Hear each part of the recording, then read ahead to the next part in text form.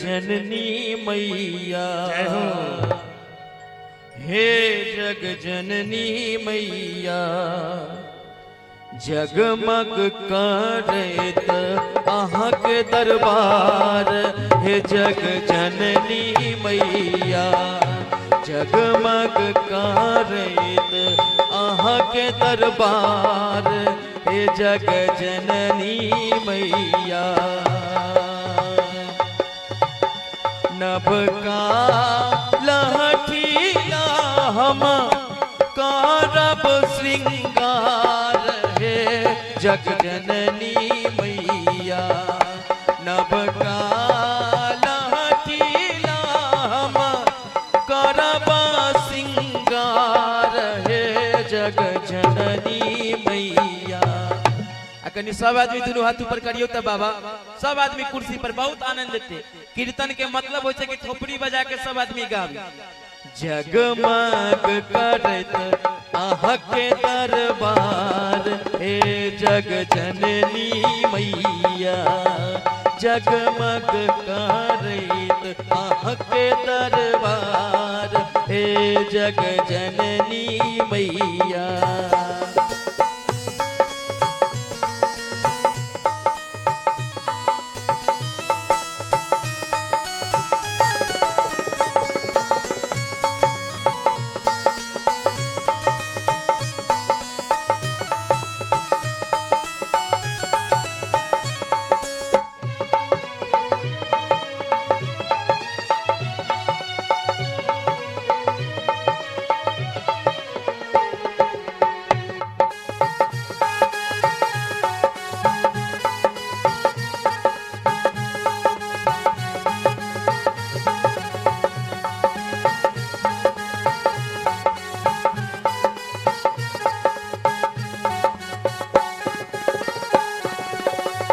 लाल रंग डुआ आनब, लाल रंग टिकुली, हे जग जननी मैया।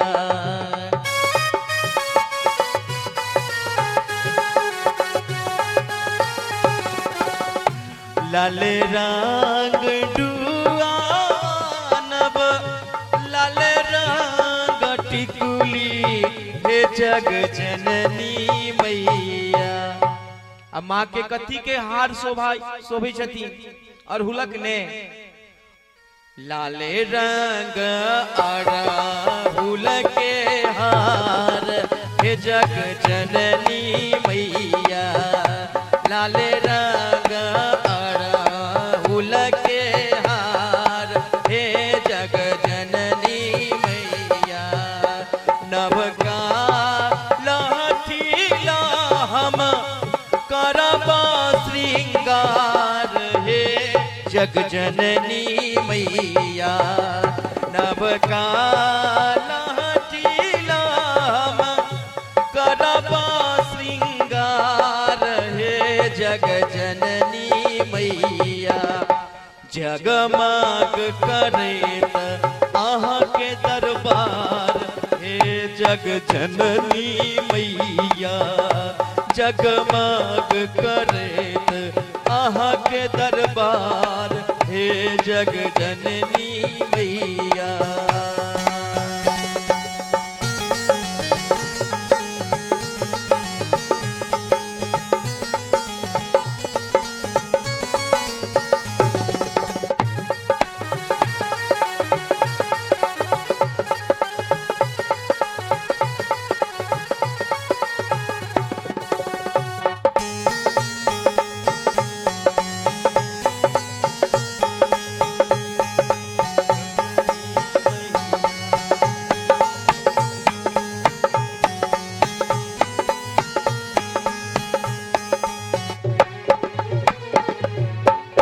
सोना के कंगना गढ़ायब, सोना के झुमका, हे जग जननी मैया।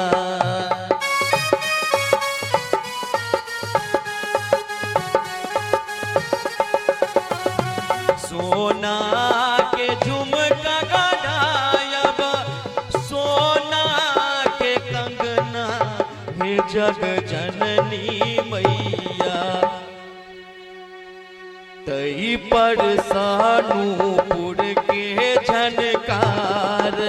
हे जग जननी मैया तई पर सानूपुर के झनकार।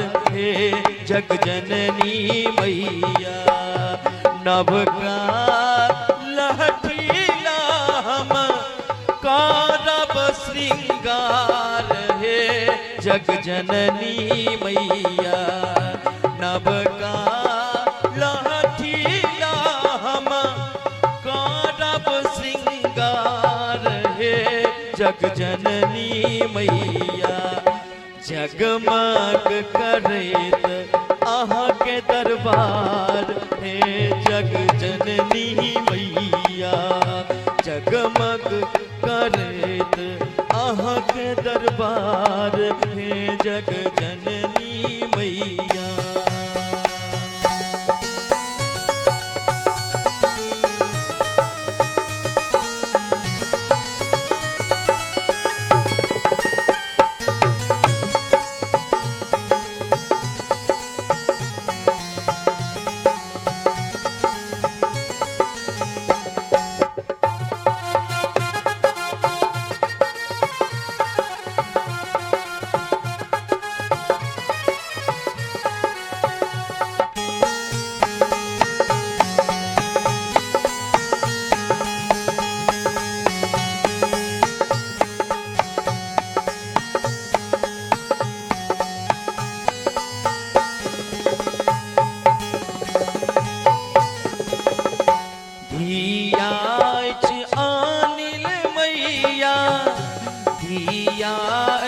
जूली मैया बेटा पर शांत।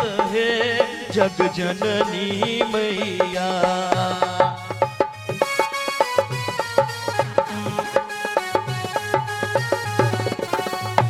धिया जूली मैया बेटा अनिल। है जग जननी मैया कन्नी बाबा दोनों हाथ ऊपर करियो तो सब आदमी बैठले बैठले। हाँ धिया जूली मैया बेटा सुमित। है जग जननी मैया दाइयो के सुनियो ने पुकार। हे जग जननी मैया बाबा के सुनियो ने पुकार। हे जग जननी मैया नवका लहठीला हम करबा श्रृंगार। हे जगदम्बा मैया नवका लहठीला हम करबा श्रृंगार। हे जग जननी मैया भक्तों के सुनियो ने पुकार। हे जग जननी मैया बाबा के सुनियो ने पुकार। हे जग जननी मैया खुशी राम बाबा के सुनियो पुकार। हे जग जननी मैया खुशी राम बाबा के सुनियो पुकार। हे जग जननी मैया खुशी राम बाबा के सुनियो पुकार। हे जग जननी मैया।